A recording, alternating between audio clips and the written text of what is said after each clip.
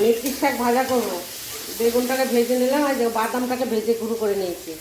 ওই বেগুনটাকে তুলে নেব, এর ভিতরে রাখবো।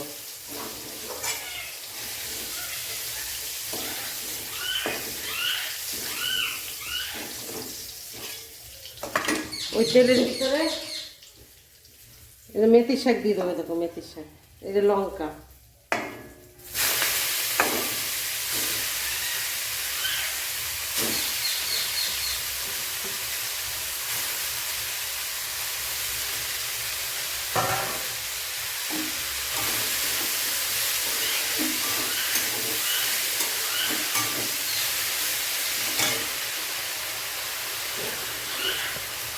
লবণ দিয়ে দেবো,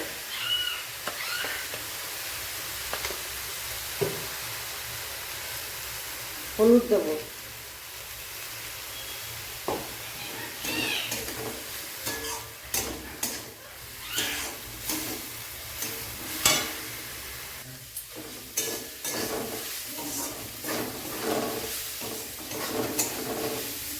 দেখো ভাজা ভাজা হয়ে গেছে।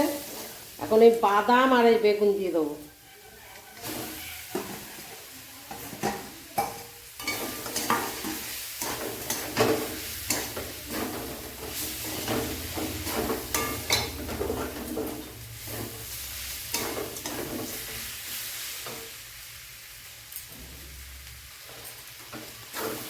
শাক ভাজা হয়ে গেছে, এবার নামিয়ে নেব। দেখো বন্ধুরা, মেথির শাক ভাজা হয়েছে। কেমন হয়েছে কমেন্টে জানাবে।